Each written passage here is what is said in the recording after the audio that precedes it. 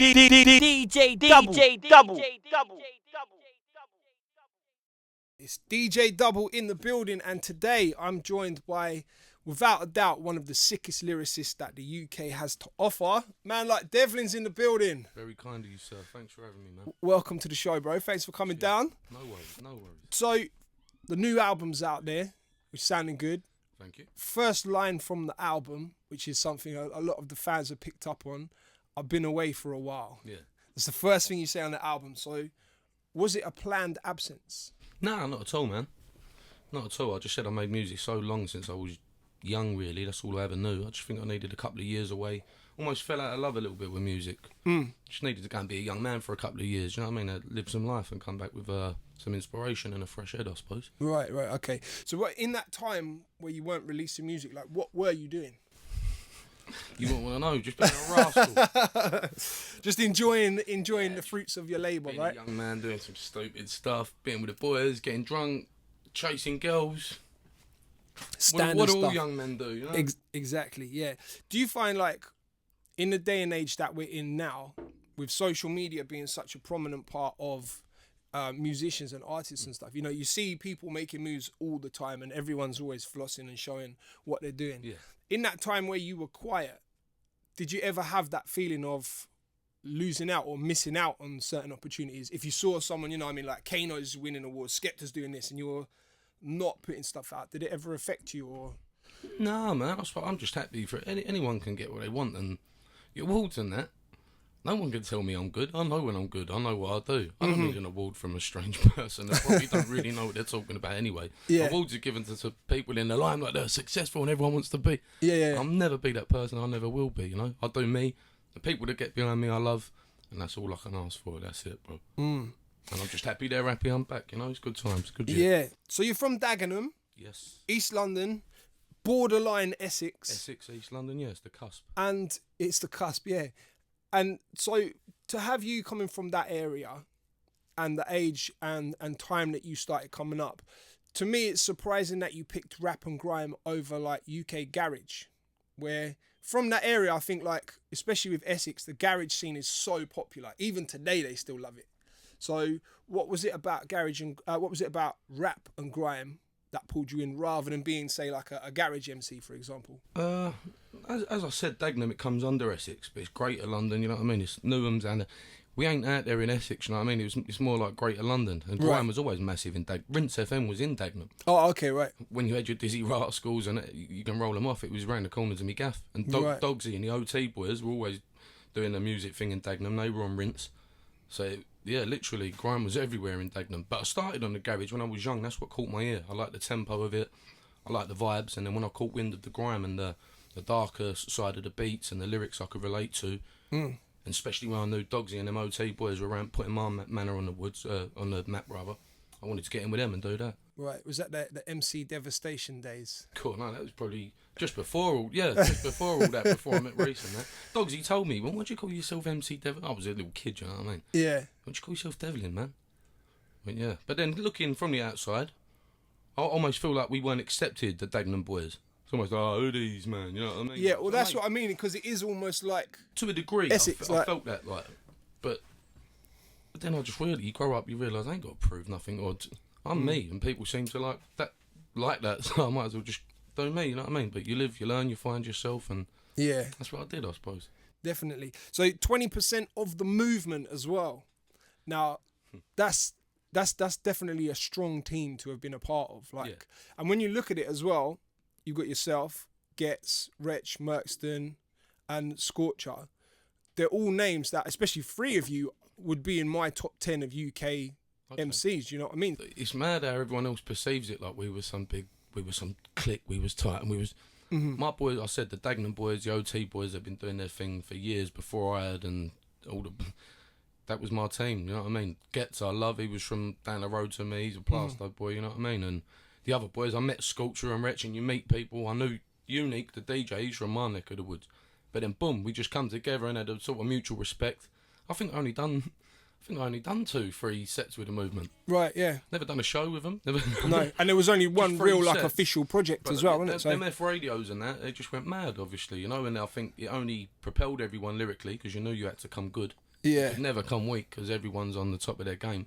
And then I just think we all pushed each other, yeah. And we had success off the back of that and other things, you know. Unity is key. It was good seeing like North London artists messing with East London artists as well on that level. Do you know what I mean? Like, really, I hadn't really heard no one that lyrical out of North London. East London seemed to be the lyrical more. Do you know what I mean? That we had the lyrical aspect more.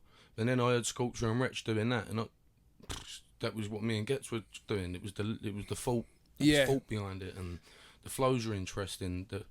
It was imaginative. So yeah, I think we clicked, and we only benefited from each other when we rolled together. Grime's on like, it's on an international stage now. We're seeing on social media, it's popping up like artists are getting to do tours in Australia. You're seeing artists sell out tours in like across America and things like that. And partly, I mean, a lot of it's down to the internet, but partly is because Drake, obviously, what he's been doing, not just with grime, but with UK rap, he's putting artists in and co-signing and showing up at shows and making all the headlines and stuff. But it was about 10 years ago when Kanye posted a video of you freestyling. Now, firstly, how much of an impact on you did that have to have like Kanye West finding you online and posting a video? None. You really didn't care? I care about nothing in life. I love my family, I love my friends, and I love music. I thought, is he taking a mick? Two white geezers in the park, or is he actually showing love? Yeah. If it was good for me, it probably got a little bit of hype. That's as much as I cared about. A little bit of hype it probably caused. Yeah. If he was being nice, then it's a nice thing to say, you know what I mean? Yeah. Do you think if he'd done it nowadays, it would have been way more of a story? Because it kind of just slipped under the radar. People that were paying attention to Devlin at the time, it was like, oh, cool, Kanye West posted him, but... do you know what? Probably get a little bit more hype now, I suppose. Probably won't do my career too bad either, but... Yeah, I don't know. I don't really think too much into stuff like would be nice maybe. Yeah, not really got into any beefs like that as well. There's no like history. I mean, there's been disagreements here and there, but never like the loudest full man, on. The loudest man in the room's the weakest man in the room. You know what I mean? That ain't beef, is it? Dissing people on records. I'm a grown man. I just want to make music, man. Anyone wants to have beef, they can go and have a row in the street if they want. You know what I mean? Yeah, but when it comes to it musically, though, I feel like, as a lyricist, you could destroy most people out there if you had to.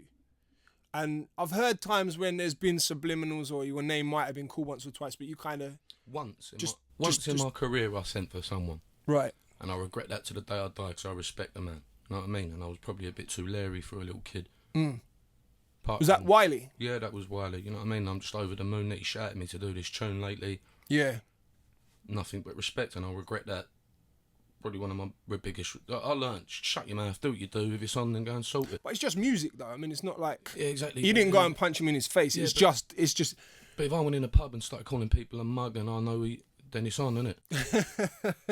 I'm not going to start mugging someone off over a record. It's pathetic. I shouldn't have done it years ago, and I'll never do it again. If really I've got a regret problem, it, I'll pull someone if I've got a problem. But it's not that. I'm just focused on me. Yeah. They can go and fight in the streets and sing each other's names all day long. I don't need that for hype. Yeah, I like to think I'm quite good at what I do. Absolutely, yeah. I don't need to build my hype around the hype. Yeah, see, as a listener, as a fan, and especially like I grew up listening to like 90s hip hop as well. So I love it when I hear artists going at each other as long as it stays musical.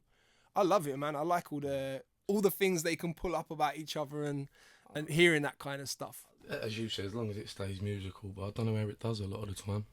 People ruin each other and shake hands when they see each other. I don't know. What's your label situation now?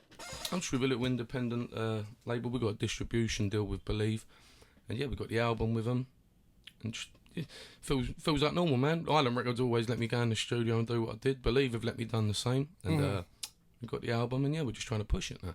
If I look through the comments online, people writing comments on your videos on YouTube, when Americans come across your music, so often we see stuff like, oh, this is the UK's version of Eminem.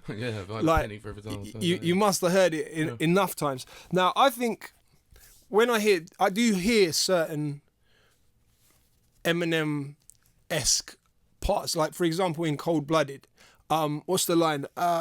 Something about drag you back inside your mum with rusty forceps. That's the line, and that's something I can imagine like early Eminem, even now actually something Eminem would have. Now, the years that you started coming up as a rapper, there wasn't many UK rappers really doing things, so people our age were listening to US rap.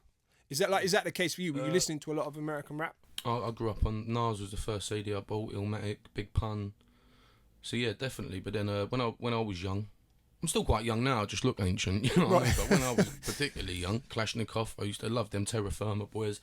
Lyrical rap. That lyrical rap is not. It's far and few between, in my opinion, because that's what I got into it for. So, and then but you're right. No, there probably weren't much of it about.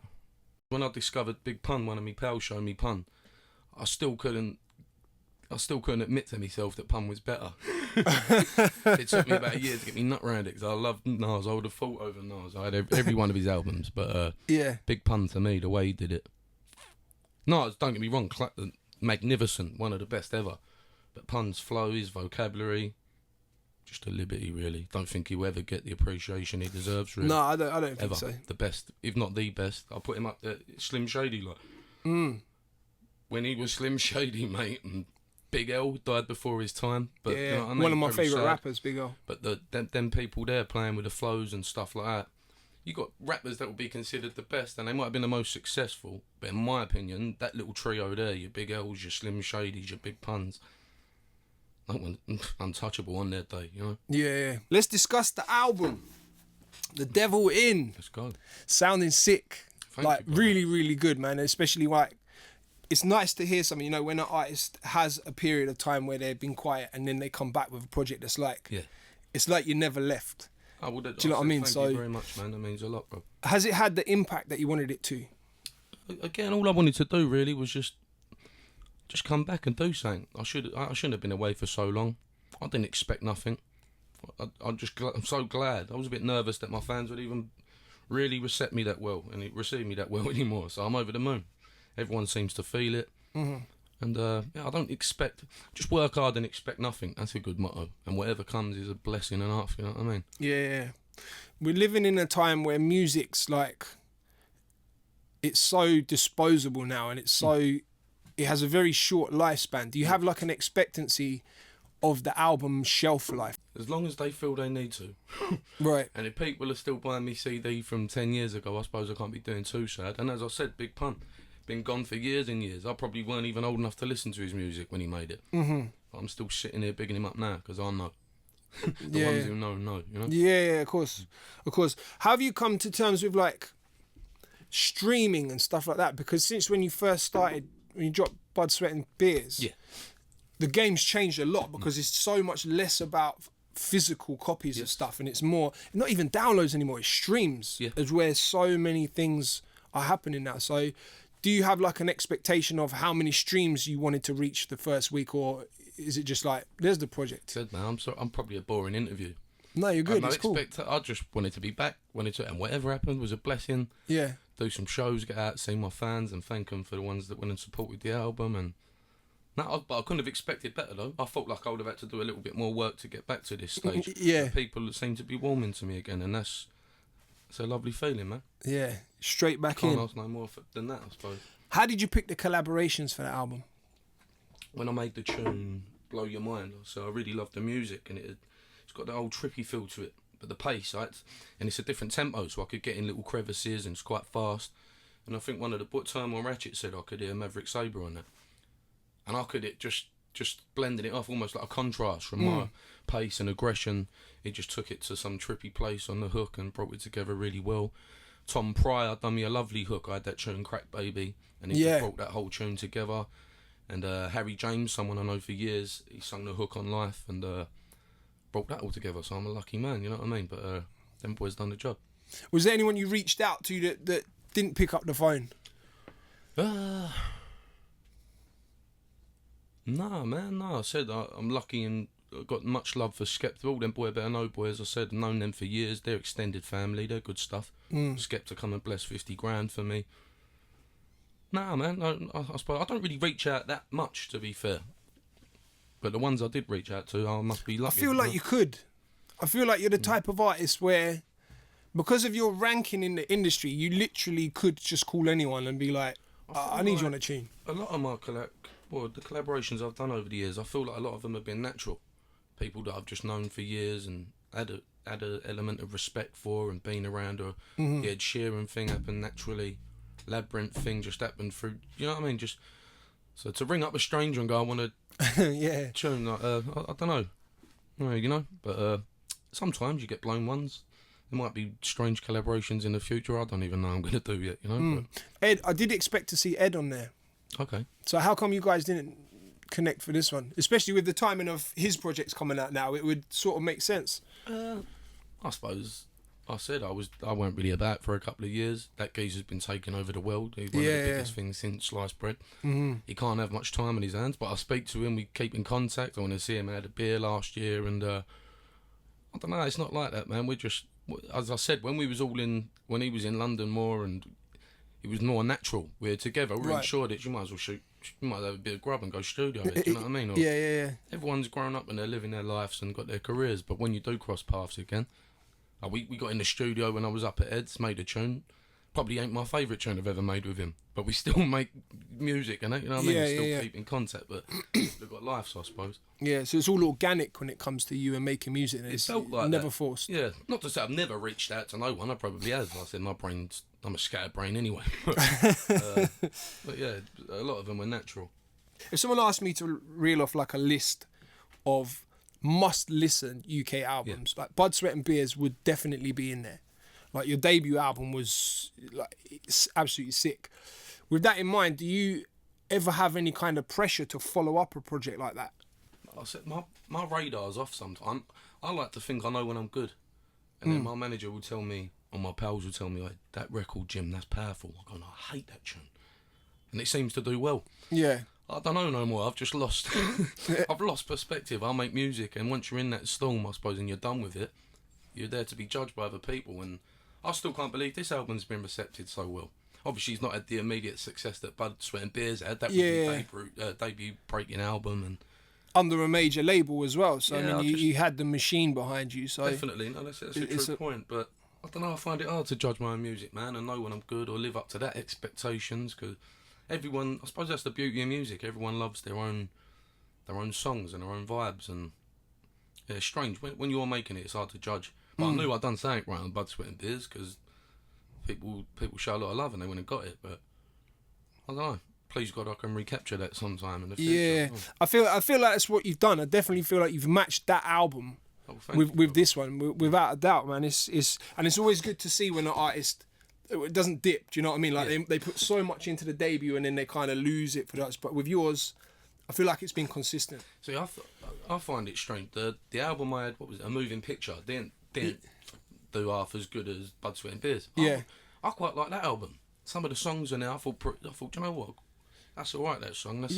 And it didn't really do as great. So I said my radar must be off, I think. Yeah.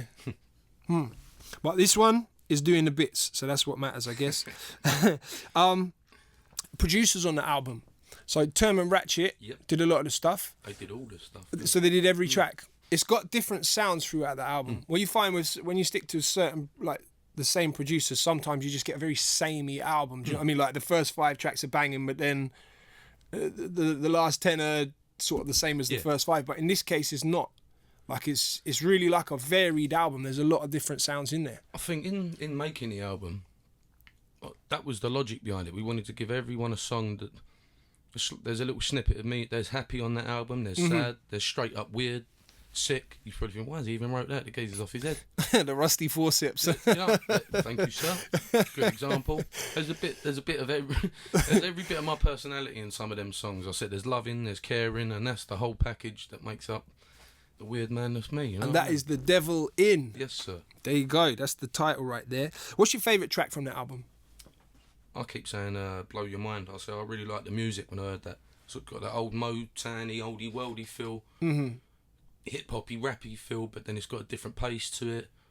Yeah, it was something fresh, something new. So I like that. And what Maverick done to it, I said he just niced it and brought it all together. So in Cold Blooded, that's the conscious side of Devlin, definitely. Where you talk about the TV telling lies and the government's writing the news. There's a bit in there, the words are censored out. They are. The boys done that. The producers. It's my job to ask what the words are. I don't know. Honestly, I'm not even lying. It's probably something too offensive to say on the air anyway. But I'm not even lying, mate. I can't remember, because I can't remember hearing that tune without it censored out. It is in the 3rd verse, and it's right after you say TV The TV is a lie. The truth we need to understand is the government. Oh, is it true?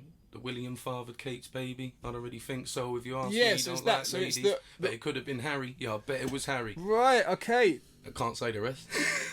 So, Too offensive to say the rest. Right, okay, so it's that William fathered Kate's baby. That's the bit. Yeah, that's I'm sick and tired of seeing. You see them in every magazine, every newspaper. And do you know what? Some of this ain't even my opinions, that song. It's just a weird society we live in. You're bombarded by crap that ain't even news. Yeah. I don't consider a lot of the stuff I see in the media news. No. And then I'll take different people. Then you get them conspiracy. Oh, everything's a conspiracy, man. And yeah. So I just like to mess with. That's the song. Just looking around at all the weird stuff going on in the world, being aggressive and probably saying a few wonky things. You know? Wonky things. You blanking out the words on that song threw me into. I'm not even lying. I spent an hour yesterday on this. And that was the logic behind it. The truth is, I thought, you see, when people, they want to know things. Yeah. You take it a couple of words. Well, do you know what I ended up doing? What does that say? I need to go that. What I ended up doing, I ended up diving into a web of conspiracy surrounding One Direction. One Direction, yeah? One Direction. And it was all to do, I had to write it down.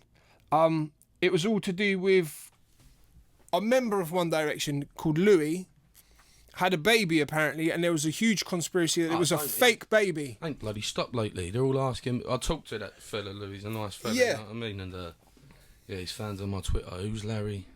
Who's Larry? Yeah. What do you mean? Who's Larry, mate? Yeah. And this whole Larry thing, this whole entire Larry thing, I spent an hour looking into it yesterday. Like, what's Devlin talking about, and why is he involved One Direction in the lyrics? It was never nothing to do. I ain't mentioned no one called Larry. I just said to you, Harry. Yeah. But they probably think. And that's another One Direction, and it just rhymes with Gary. Can't win, but I said big love to that Louis man. He retweeted the album and he shows love. He has done before. Sent a lot of streams your way, I imagine, because those One Direction fans... He sent a lot of nutty fans my way asking about Larry. I know that. I mean, I'll forgive him for that. The other thing that I thought might meant you were into conspiracies was the David Icke sample in the track. Just like I said, you see that growing. See it growing in society. I just wanted to make a tune about weird aspects of society.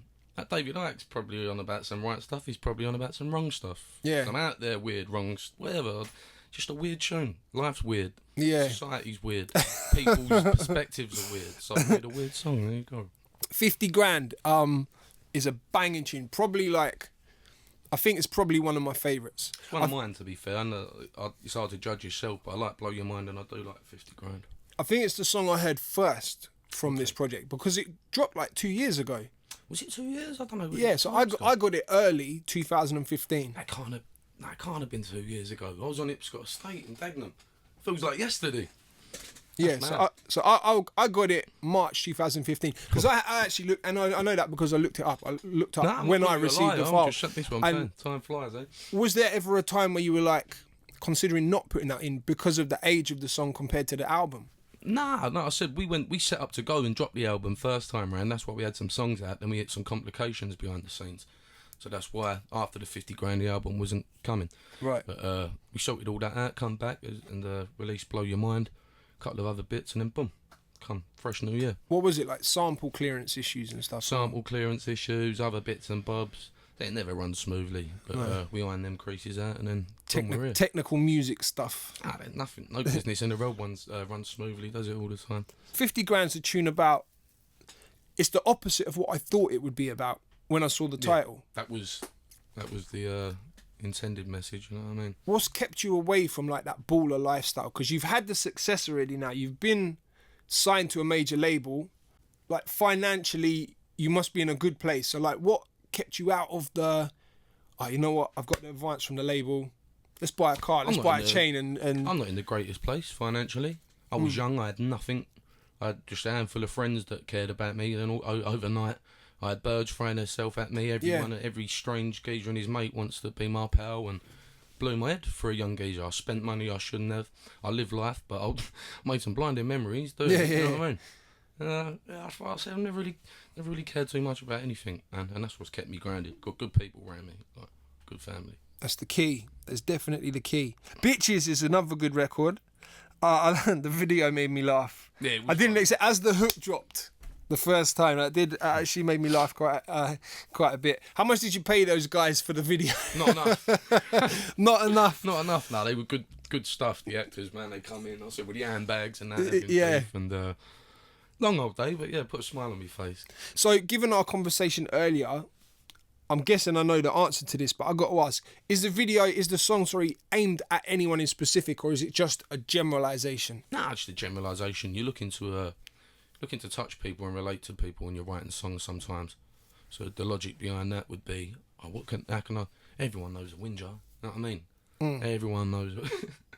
That was the logic behind it, you know. So that's another one another One Direction I got hold of that. Zayn Malik was posting about that. He was raving about that song. I might as well just join up. You might as well be the extra. I don't know how many members there are, but you can be the extra member. Big up One Direction, you know what I mean? Just let me roll with you, boys. Let's get a track pop now. Blue Skies. Is Blue Skies a true story? Half true. Yeah, half true.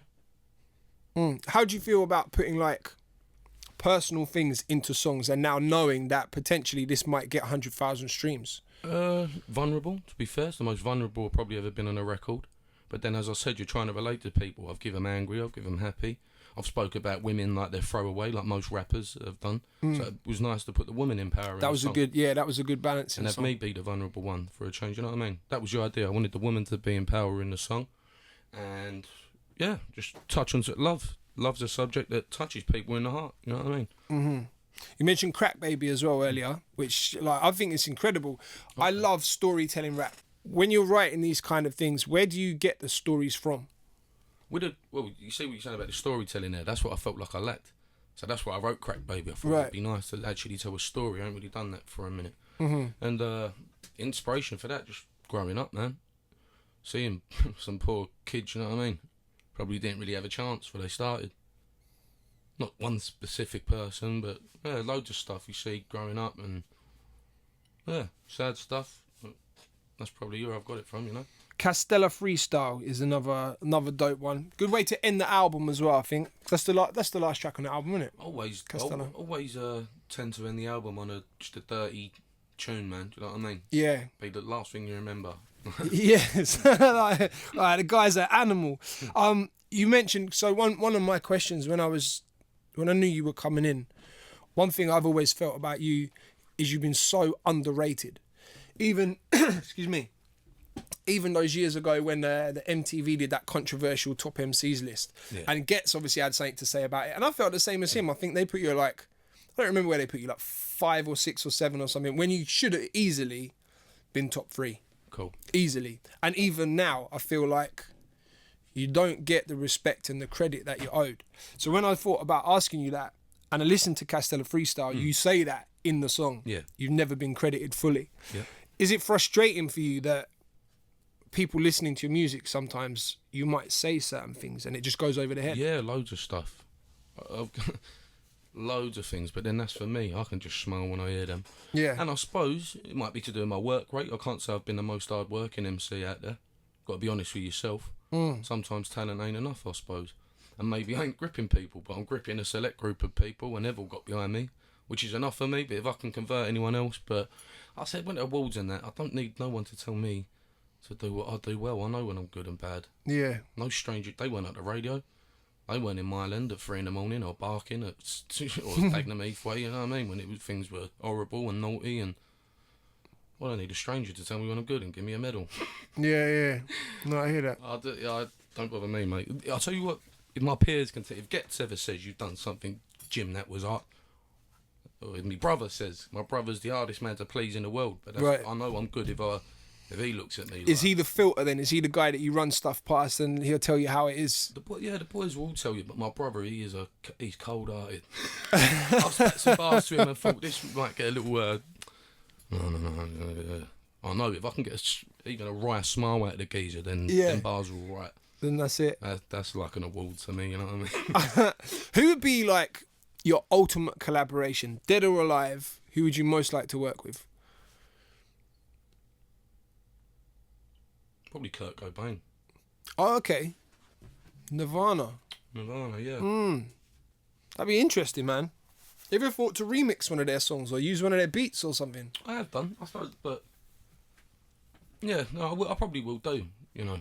I always liked their stuff growing up, but I got deeper into some of their stuff that I haven't heard before the last year and a bit. Yeah, I love Springsteen, that's a Big Pun. Do you know what I want when I touch a tune with Big Pun? Because he'd just spin me over. It wouldn't be no point at all. But yeah, there's a few there. The Devlin is out there right now. It is. And yeah, it's a sick album, man. So anyone listening, I definitely urge you, if you haven't yet, go and buy it. You got CD copies as well. Yeah, that's in HMV, do you know what I mean? Or you can get it on the iTunes and that. And just want to say a big thank you to every single person that's gone and supported it and made me feel welcome back. Yeah. Well, welcome back, bro. We're looking forward to everything that's coming up next. Thank you, sir. Thank you for passing through, bro. No, thank Been you a pleasure. for It's having me, DJ Double here with Devlin.